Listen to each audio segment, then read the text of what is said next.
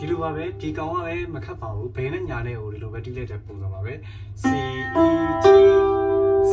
F A ဆိုတော့လက်ခံနေတီးတာပေါ့နော် F A ရဲ့ C E C F A ဆိုတော့စုံတီးမယ်ဆိုရင်ဒါလေးချက်ထားပါဒီ C F A ကိုဒီလိုလက်ခံနေတီးသွားတာနော်အဲ့တော့တိုင်မီလေးလေ့ကျင့်ခန်းလေးတီးမယ်